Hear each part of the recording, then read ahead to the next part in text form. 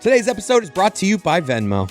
Look, no matter how your favorite team does this season, there's still one way to feel like a winner, and that's with Venmo. That's because when you use Venmo to transfer $50 or more to a DraftKings DFS account for the first time or the first time in 3+ months, you'll get $25 in DraftKings bonus credits.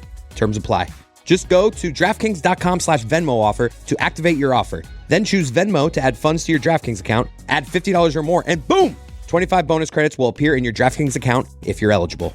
This offer is only good through February 15th, 2026, or while supplies last, so don't fumble your chance before time runs out. Here's the deal. Venmo is a fast, easy way for you to add money onto DraftKings. And if you don't have a Venmo account yet, don't sweat it. You can download the app and sign up in minutes. So what are you waiting for? Just add $50 or more to your DraftKings DFS account with Venmo, and you'll get $25 in bonus credits. Go to DraftKings.com/Venmo offer and go get that bonus.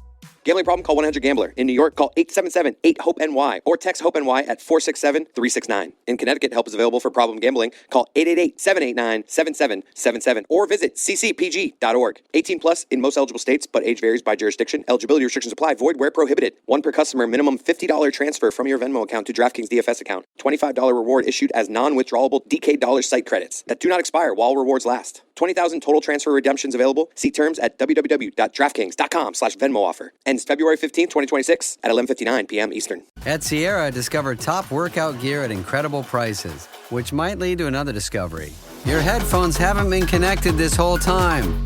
Awkward. Discover top brands at unexpectedly low prices. Sierra, let's get moving.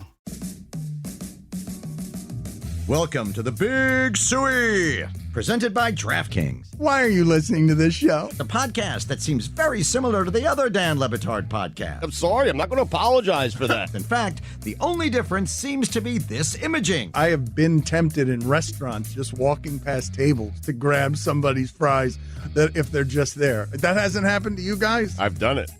And now, here's the marching man to nowhere, Fat Face, and the habitual liar. This episode of the Dan Le Batard Show is presented by DraftKings. DraftKings, the crown is yours. Mike McDaniel without Tua.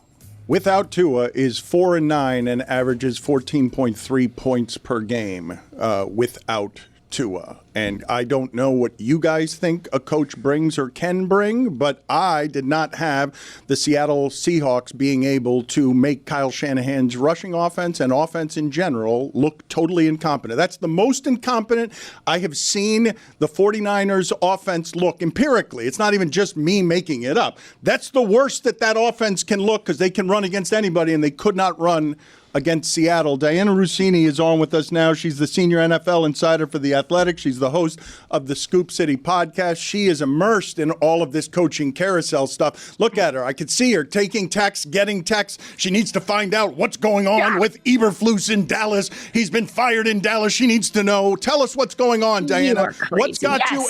Everyone's insane with coaching carousel stupidity. Well, it moves so fast, but also it is kind of sick how, we quickly will report a firing and the responses are always, well, who are they hiring? Right? Like everyone, there's no grace, there's no mourning. Everyone's just ready for the next ripping it through. But it's an interesting time right now. Okay. Because you have a lot of teams actually watching to see what coaches are going to become available or which, coordinators are going to maybe get fired here so a lot of organizations are kind of making a decision almost based on what other teams are going to do as well. Like that's always like the second layer to this. Yesterday we had those firings that I don't think any of those were surprising to you guys. Maybe the Raheem one got you. Pete Carroll after a year? That surprised you? He's After a year? He's a million years old. I know, but he's pretty accomplished. A year, and he can't do it anymore? He doesn't know how to do it. Yeah, correct. Okay. Yeah, no. You watch them? Okay. Respectfully, I think we can have a conversation about Pete Carroll as a head coach as being tremendous, okay? But I don't think we're going to remember this time in Vegas. I don't want to remember this time in Vegas when I think about Pete Carroll. I think what he had there in terms of how that was set up, I always felt like there wasn't a good connection between what they wanted to do in the front office, what the coaching staff wanted to do. It just felt a little disjointed there from the start. And this is what happens. You don't win a lot of games. Any chance Bill Belichick gets a head coaching job in the NFL? How are you not commenting on the fact that my camera looks like it's drunk right now? And it's totally We're on my fault. horses. I'm sorry, I kicked it. It's ridiculous. I got to say. Joey's puking in the other room right now. What happened with Joey? What's going on with Joey? Oh, man, we got 10 days off from daycare. They go back. I got a call right before I hopped on. Come get Joey. Threw up on everybody. Yeah. So he's in the other room watching trains.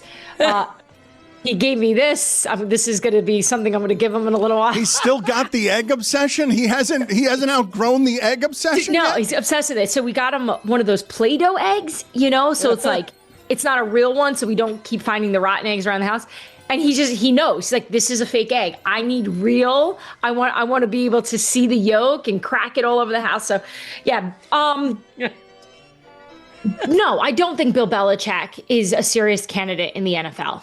I don't. I think his best shot was probably before North Carolina. And when I say best shot, meaning at least some organizations talked about it, right? And obviously we knew with Atlanta before they fired Raheem the year before, there was a chance there.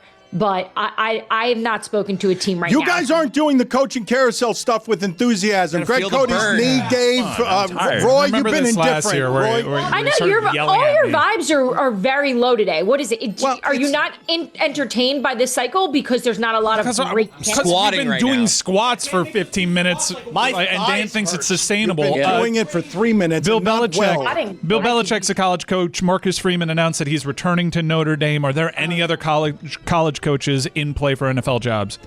No, I'm not in touch with any team right now that is in the college market. I just think a lot of these teams are nervous about that first-time head coaching experience, right? Because we've seen not a lot have had success.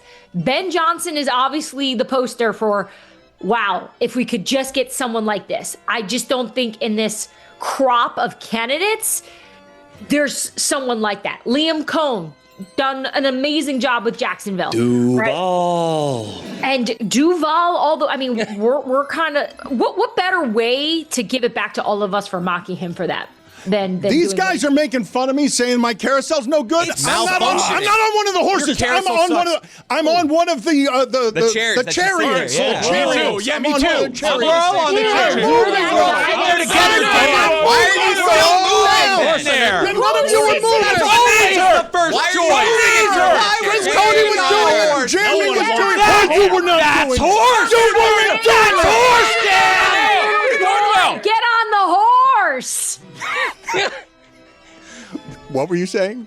Who picks the chariot? No one goes on that. Put it on the poll at Batard Show. On the merry-go-round, does anyone pick the chariot? Yeah, when you go on last, there's nothing left. Yes, that was the worst, right? As a kid, when you're like, I get the pony. Can I wait for the next one? Give me something exciting on the coaching carousel. Something that's not Eberflus flooding your texts. Oh, yeah, we're already past that. I'm watching Washington. I want to see what they do here. There's been some reporting that I've done over the last few days about Cliff Kingsbury. What's his future going to be there? Is he going to get another job as a head coach somewhere? Or is Washington also going to consider moving on from him? I mean, come on, though, Dianna. He looked pretty good when Jane Daniels was healthy. Him and McLaurin played 3 games together this year. Correct. And the quarterback and Cliff have a very good relationship, and you can't blame him for injuries. But I think there's also another factor in all this when you're looking at the Washington offense, which is teams figured it out as well, right? So there has to be, I think, a part of this that has to evolve. And look, Dan Quinn wants it to be a certain way. So I'm interested in that. I'm watching that. And then the bigger one is Baltimore, right? Like, you think that's going to happen? That's a real thing. The last 4 seasons of Baltimore have ended in unbelievably heartbreaking fashion. Yes. All 4 of the seasons are sort of a randomness at the end that ends up happening that is just totally crushing. That is just random ball, Dianna. It's not the coach's fault. It's not.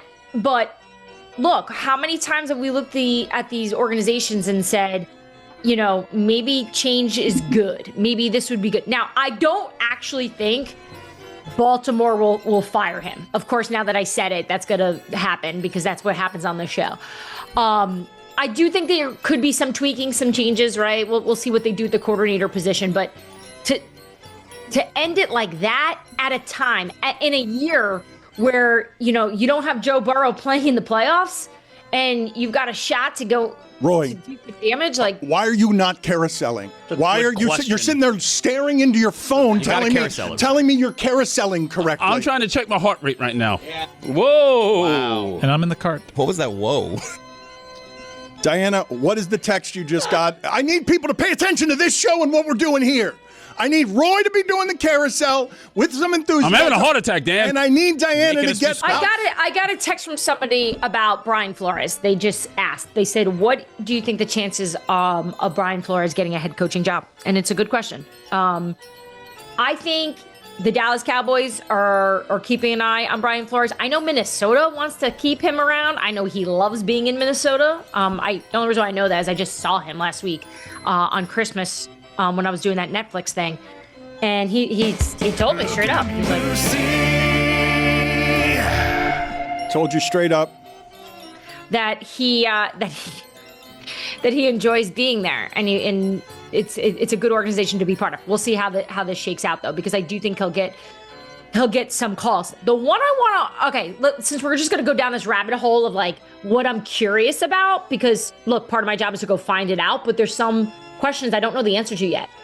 Is Tom Brady gonna try to bring familiarity into that building, right?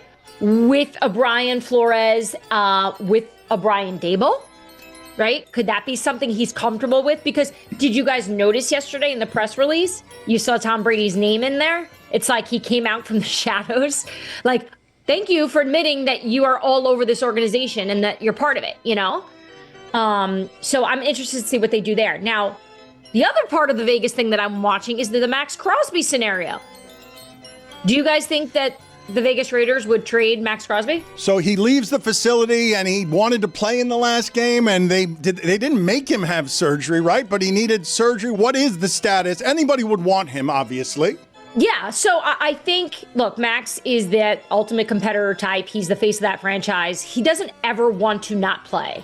And from what I understand, they told him to sit because they thought he was injured, right? But I think when you look at it from his perspective, he's been injured since October, right? So it's like they're obviously shutting him down for the sake of the organization. Why are you going to put Max Crosby out there when you're losing? And maybe even trying to lose, right? Like, maybe not trying, but I think it's all obvious that Vegas was really hoping to get that number one overall pick. This is the saddest carousel ever I'm looking at in this other room right now. That's not a carousel. Like, what if I just had this sound? I don't know what Zaz and Cody are doing. I'm disappointed by every time I look up at Greg, he looks like a floating body, and I'm worried about his health. Yeah, it does. He's just like... We all are. Dianna. Thank you. Yes, I don't know why you're thanking her for worrying about Greg, how was your holiday? I didn't even ask you. It was great. It was really, really nice. We had a wonderful time.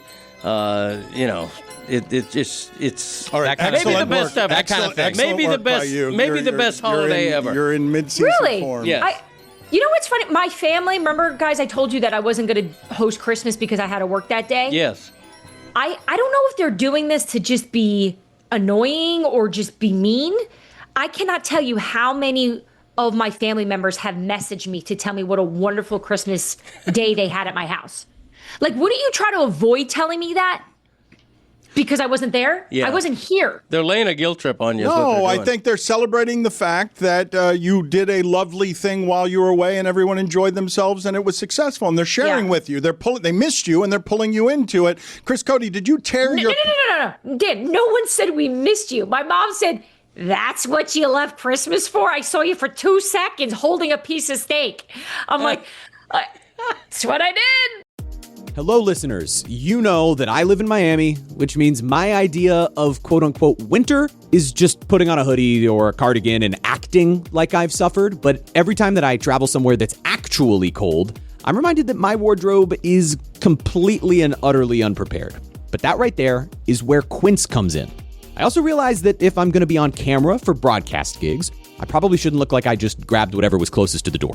Quince makes clothes that deliver premium materials, thoughtful design, and pieces that hold up season after season after season after season. And particularly with Quince, their outerwear has been the thing that's especially impressed me. Those down jackets, wool coats, Italian leather, and folks, that cashmere sweater, ridiculously soft, looks great, and somehow doesn't cost what you'd expect. Trust me, I am the only one on this show who actually dresses to impress, and Quince is what's now helping me do it.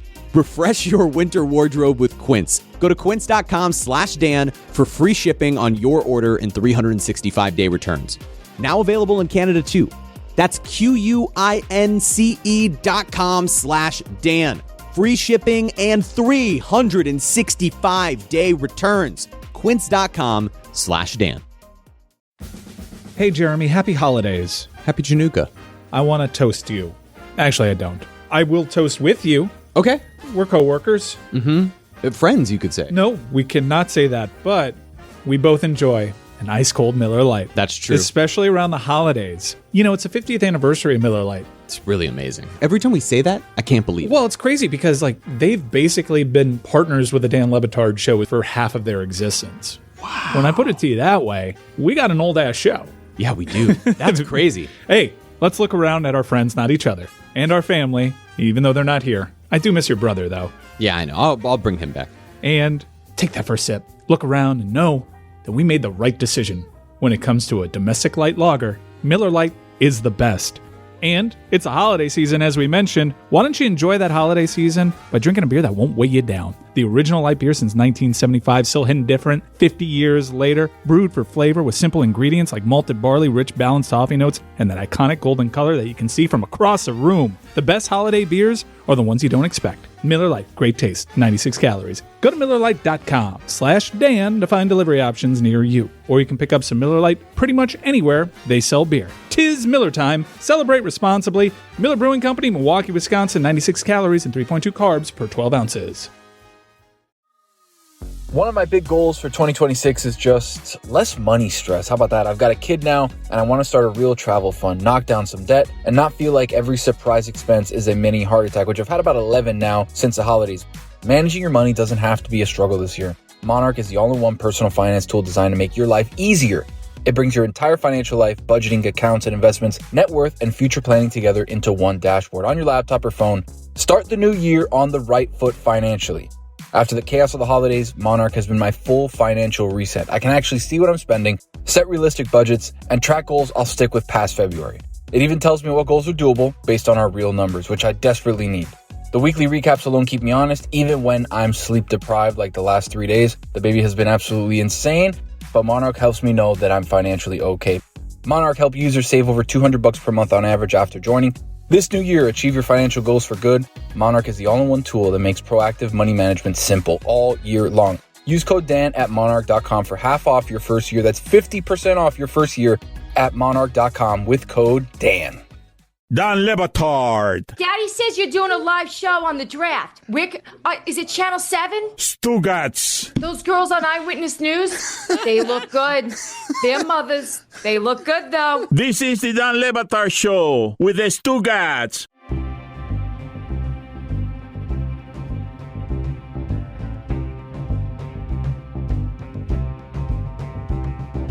Cody, did you rip your pants doing the coaching carousel?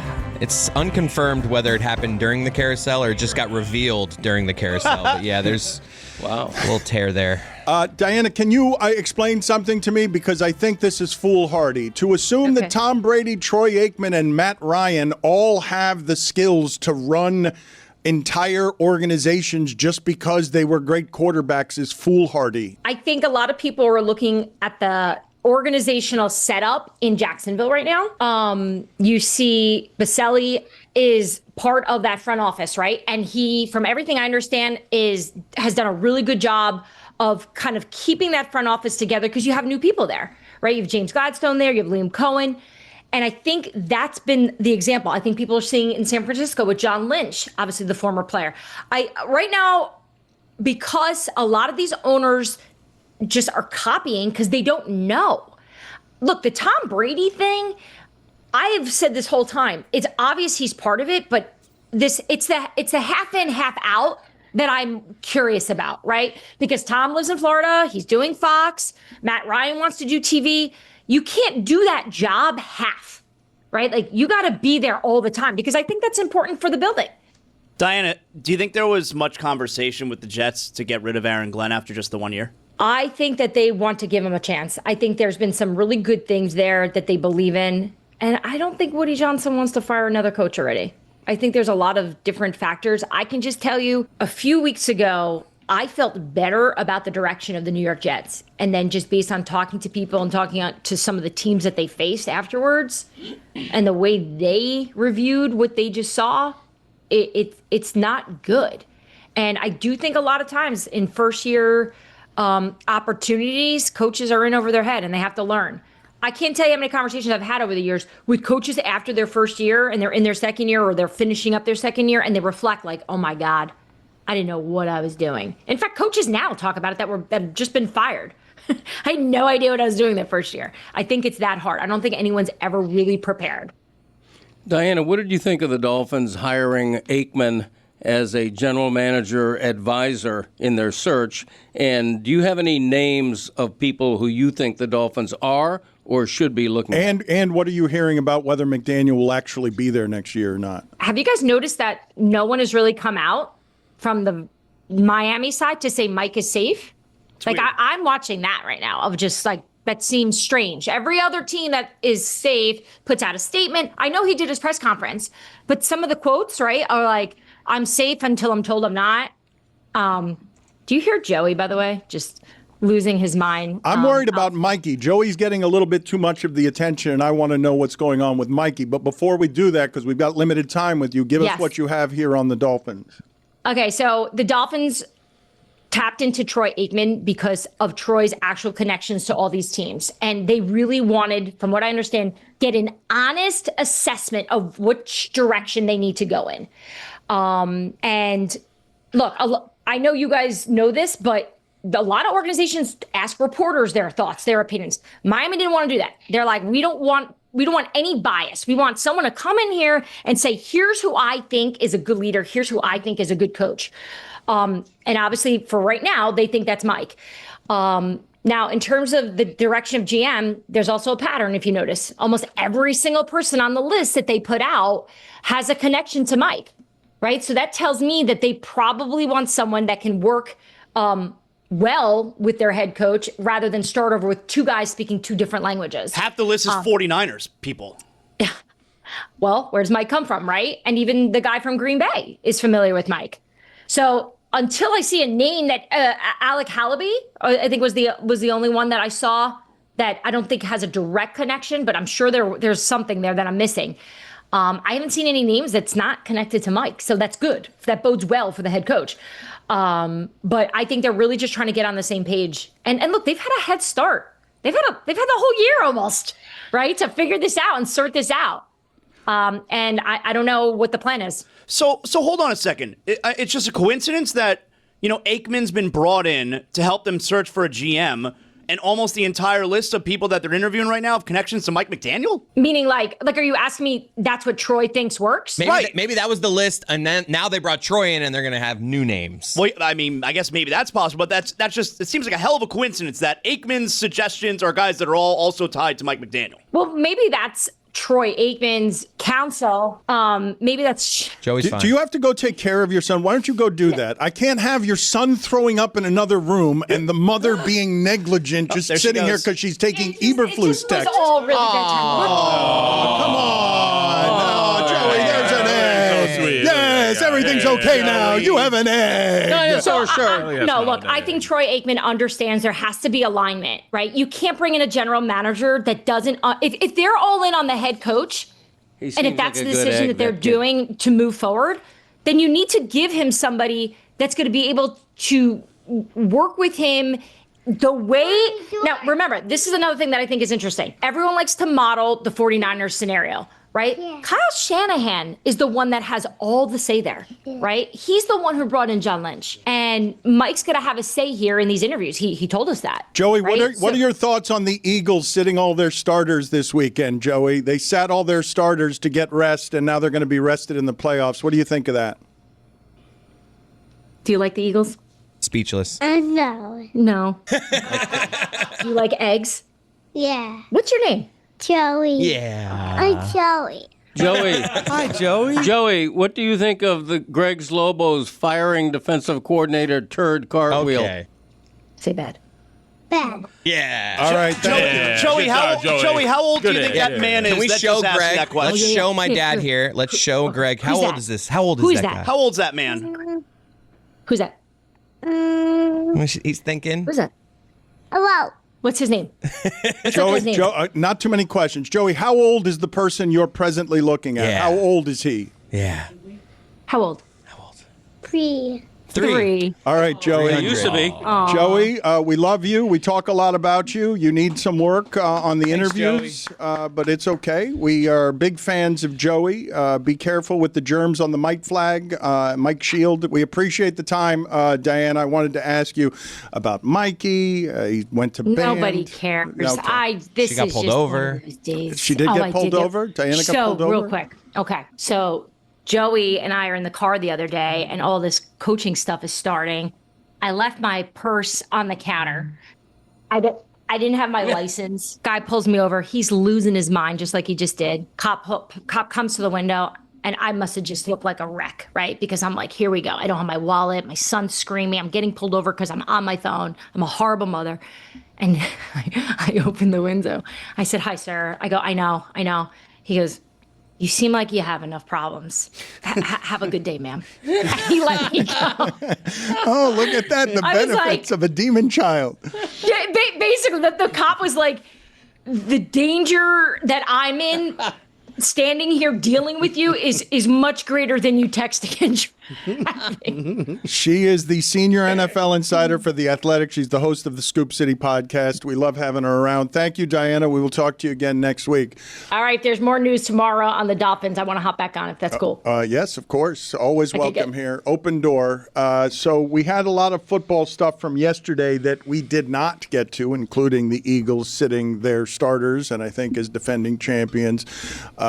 I'm not going to question their decisions to rest people and try to get them healthy when they seem to know more about how to keep people healthy than all the other teams in the league because they don't lose many people to injury very often. I was watching that telecast on Sunday, and they were saying that the Washington team has more games lost to injury than any other, and that Philadelphia has been remarkable the last 2 years in terms of not losing people to injury. But among the things that happened yesterday that we just did not get to because now it's normal, Cam Little had a 67-yard field goal. Just that's what he does. So Jacksonville, there is the chance that Jacksonville against Buffalo is getting the game decided not by Trevor Lawrence or by Josh Allen, by just Jacksonville being able to get to its own 40-yard line. If Jacksonville can just get to its own 40-yard line and has a kicker that can kick 67-yard field goals, then they're in a better position than most of the teams who don't have that. Imagine if they get to the AFC Championship and they're facing Denver in Denver and he hits like a 75-yard field goal. He'd be capable, mile high. Like, if that ends up being the difference, that he's just able to hit multiple from 70, it feels like it changes the sport. I think, well, yes. And I think the most interesting part of that, and I know we had this conversation in that Dolphin game where Mike McDaniel went for 4th and goal inside the 5 in a tie game under 2 minutes left. He went for the touchdown, and they actually got stuffed.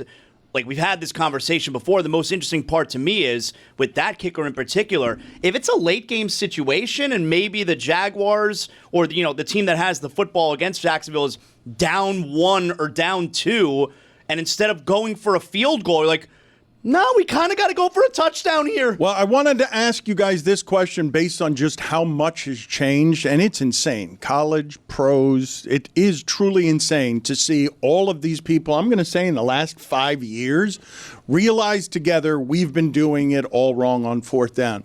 Do you guys remember the amount of shit that Bill Belichick got one time for going for it on 4th and 1 on the other side of the 50 against the because Colts. He didn't want Peyton Manning to have, because he had Tom Brady. It was 4th and 1, and instead of punting, he went for it, failed, and then Peyton Manning won the game.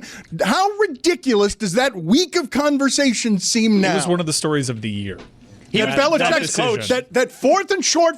Check for me what yard line he was on. I'd like to remember the specific. It was like just inside the weeks 40, of shows maybe? we did. No, Belichick got criticized so much for going for it on fourth and short with Tom Brady because he didn't want to give the ball back to Peyton Manning, because all of these coaches have realized over the last 4 years, hey, it's easier to get 10 yards with 4 downs than it is with 3. Yeah, but that used to be the hard and fast line. If you were in your own territory, you punted. Even if it was 4th and 1 at your 48. I don't think Belichick was in his own territory. He may have been. He may have been close his to own the 50. 28, 4th and 2. No, it Jeremy's wasn't his saying. own. It was wasn't his 4th and 2 from his own 28-yard line. The Patriots led Peyton Manning and the undefeated Colts by 6 points with just over 2 minutes to play.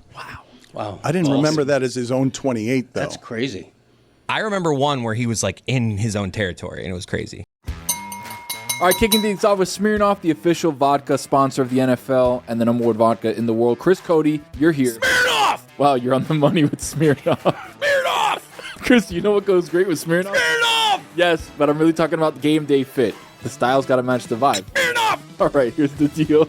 Game day is everything, and that's exactly why your fit has to match the occasion. Smirnoff! Starting this December, Smirnoff is giving fans 21 and over the chance to score limited edition Smirnoff commission merchandise from some of today's top creators, including Kayla Jones, Gavin Matthew, and Aleli May. Smirnoff! Here's the kicker. One lucky fan will take home the grand prize, a trip to the biggest game of the offseason. Plus, one fan will win Aleli May's one-of-one game day jacket. Wow. The merch will be dropped on select dates from December to January 21, and it's all courtesy of what brand? Smirnoff! That's right, Chris. Fans 21 and over can head to Smirnoff Socials to learn how to sign up. And don't forget to grab a bottle of Smirnoff vodka, number 21 at your local retailer. Smirnoff! Please drink responsibly. Smirnoff! Number 21 vodka distilled from grain, 40% alcohol by volume. The Smirnoff Company, New York, New York. Please do not share with anybody under legal drinking age. Smirnoff! No purchase necessary. Must be legal U.S. resident, 21 or older. Sweepstakes starts 12/15/2025 at 12 a.m. Eastern and ends 1/23/2026 at 11:59 p.m. Eastern. See official rules at program website. Dan Batard. Are you on the fan right now? Did Mike Greenberg call you yet? Are you ever going to go back to ESPN? People think it's so weird you're a writer now. All those years on TV, all those years, and now you write? Who reads that? Stugotz. Why did you take a job at The Atlantic?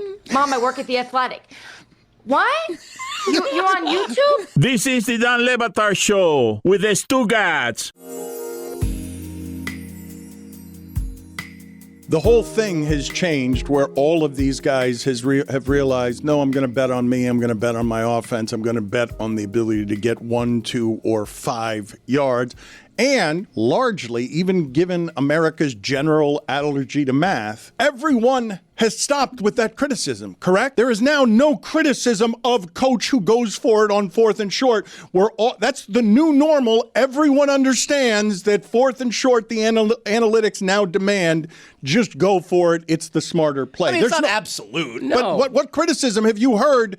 I heard we were yelling for a little while because of Mike McDaniel on the goal line. Greg Cody did that. But largely, I don't hear very much criticism anymore of aggressive coaches on 4th and short. You can't be sitting here coaching and leading that sport where you're demanding aggression from others and then your sphincter gets too tight on 4th and short because you're afraid to lead. I think a lot of it has to do with the time on the clock. In the case of McDaniel going for it and eschewing what would have been a winning field goal in less than 2 minutes left. And by the way, in that game, the opponent did not have any timeouts left. In that case, you have to trust your defense a little bit, especially when the opponent doesn't have any timeouts. Yeah, I think the only time that it's met with criticism is like someone's, take the points. It's passing up a potential field goal in order to go for 4. That's the only time I think I'm usually pretty aggressive when it comes to that stuff, but the lack of taking the points and applying, like, what's the game flow here? The possessions are shrinking. Yeah. Take the points. That's kind of bothering me a little bit. You'd think there'd still be a coach out there, like, doing it old school. But to Dan's,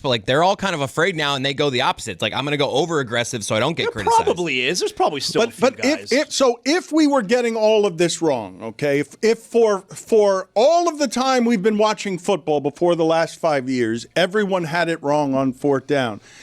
Given the number of young coaches having success now, given the number of Mike McDonald's that come out of, or Ben Johnsons that come out of being a coordinator and totally changed the way that franchises are built, Don't you think that we now have to make a movement toward understanding that the Pete Carrolls of the world are not the guys that you go to anymore? I'm not sure what you're doing there. You're applying this as if it's like some like wave of the future that is only ushered in by young guys. Pete Carroll's going for it.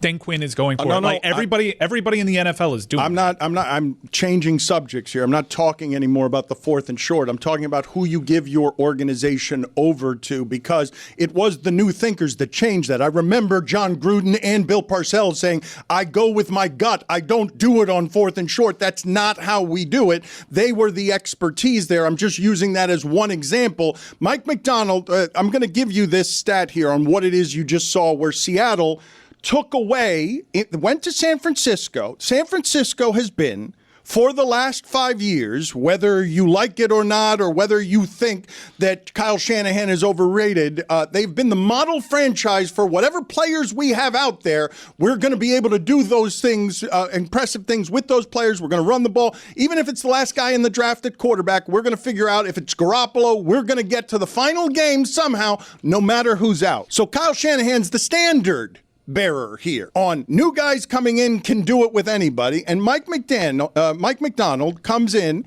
to San Francisco with the number 1 seed on the line. And Shield Kapadia writes, Sunday was the worst rushing performance for the 49ers since Kyle Shanahan became their head coach, according to success rate. A span of 9 years, 161 games, and no other defense had shut them down quite like the Seahawks did. That's a 38-year-old person.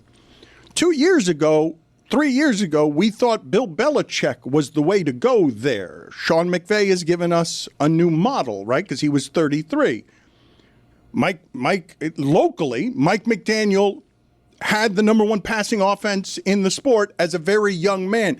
Are you guys ready to let go of the idea that your coach has to be the grizzled veteran who has done it before, like Andy Reid or like Pete Carroll or like Bill Belichick, because you're going to have an assortment of people who are under 40 coaching these teams? I think if you're an older coach and you've always gone by your gut feeling, quote unquote, you're never going to change. But now all the younger coaches and many of the middle-aged coaches are slaves to analytics. And there's actually a book on when you go for it and when you don't, depending on what yard line you're at. Like 4th and 2 from here, you go for it. 4th and 2 from 8 yards back, you don't go for it.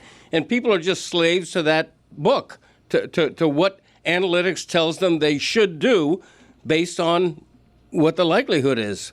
I think we're already past that. I think the Raiders Pete Carroll thing is an outlier. I think that what the Raiders were doing there, and probably Tom Brady in particular, the Raiders are such a lousy organization that I think they probably felt like, let's bring in someone who can stabilize things here. Pete Carroll. Let's also bring in Geno Smith, decent quarterback. We got him. He could stabilize things. We got Pete Carroll, could help put us in the right direction as an organization. And then 3 years from now, when we're kind of on solid footing, that's when we bring in the young head coach who's going to wind up taking over moving forward. And obviously it did not work out, but that's what I think was likely the line of thinking. But sometimes it does, even though Dianna just said Washington's evaluating what's going on there. Dan Quinn did bring stability in a time of huge transition for that franchise, and they made it to an NFC championship game, and they just got hurt. I do think situationally bringing in the grizzled veteran type does make sense for a lot of people, but I think fans have moved on. Before in the NFL coaching carousel, if one guy got fired, it wasn't all that rare to see him get another job as soon as he hit the market, and just people hoping for a change of landscape. Now I think most fans are like, give me the next big thing, because guys like Kyle Shanahan, Sean McVay have come into the league and taken it by storm. One of the reasons I think that Giants job is a good job is because I think we've reinvented the way all of this leadership has to work right now, at least in part because of what's happening in Chicago, okay? You just saw Detroit's best window in organizational history close because their offensive coordinator went with the young quarterback in the division. They're going to be good for 10 years if their quarterback is healthy. Right. Their window just closed like that on Dan Campbell and Jared Goff because the young coordinator waited, and he's like, where's the first-round pick that I can get who's a young quarterback that another coach has squandered? Jackson Dart looks like a quarterback that somebody could do something like that with. You cannot look look at what's happened in Jacksonville and Chicago and not have your mind altered on what leads this organization. It's not just the coach. It's the coach has to be at the hip with the quarterback, and the quarterback has to have the stability of we're not going to have 5 offensive coordinators. We're going to keep getting better as a young quarterback during an actual prime, not a chronological prime, a Caleb Williams prime. We're going to keep getting better because we're going to keep giving this quarterback the stability of he knows he has the boss's trust. He knows he's aligned with the boss, and they're both going to grow in their careers together. It's the new model. So by that logic, wouldn't the Raiders' job be a really good job? There's no quarterback there. Well, but they got the number one pick. Number one pick, Mendoza. Yeah, but there's no. But Mendoza, he's the number one pick in a bad quarterback draft. I don't know that he's a consensus. Have you seen his numbers against pressure? Like, yeah. Mendoza's okay. a solid number one pick. You think? I know Todd McShay came out and he said he'd rather have Dante Moore. You have 2 options there. This is how the Cuban quarterback has always been held down through time by the white sports writer. Exclusion. That's how it's always happened. You could argue that you don't like either of those quarterbacks. You have the number 1 overall pick. You now have draft capital to if there's another quarterback around the league. That's why I think you draft one because what's the ceiling? Gotta draft him. Kyler Murray. Maybe you could see if Joe Burrow is really pissed off, and maybe you offer that number 1 overall pick. But that's a good situation. Yeah, no, I've seen a couple of mock drafts that have the Jets moving up and drafting Mendoza number 1. You don't know, but and I think Mendoza's great. He's a great college quarterback, deserved the Heisman. I'm just saying I don't think there's universal consensus that he's the next Peyton Manning or Tom Brady. Everyone actually says that this is a bad quarterback draft, but Trevor Lawrence was a consensus number 1 overall pick, and it took many years and many offensive coordinators to get the right one and many years of growth from the quarterback to turn him into somebody who's got 18 touchdowns and 1 interception over the last 5 games. And now all of a sudden and trades that you had to make, but finally, how many coordinators has Trevor Lawrence had? You have to have some stability with one of these young people learning this position over 5 years. Is it a bad quarterback class because of Mendoza and Dante Moore, or is it a bad quarterback class because there's only 2? It's considered both, actually. It's considered the reason Cam Ward went to number 1 the way that he did is because it was a weak overall year. Everybody there's nothing more valuable than value at quarterback. You have to have a contract like Drake Mays at the beginning so that you could build everything else. He's got to be good and faster than he's ever been. And the Chicago Bears specifically, such a great football town. So you know how hard it is to be that great of a football town when you've never had a good quarterback? Like Caleb Williams is the first time that franchise has had a quarterback where you're looking at them now and you're like, oh my God, they're going to be good for the next 10 years if that guy doesn't get hurt, and they could just keep the coach there aligned with him. No, that's true. They thought Jay Cutler was good, and that's how bad they were in context. It's all, and this has never changed. It's all the quarterback. It's not the head coach. That's why Sean Payton has reinvented himself in Denver, because Bo Nix happened to be pretty good. That's why the Giants' job is considered really good if you think Jackson Dart is really good. It's all the quarterback, and that's why the Dolphins in this town are spinning the wheels right now. I don't think the Raiders' job is a good job. I really don't. I don't either, because they don't have a quarterback.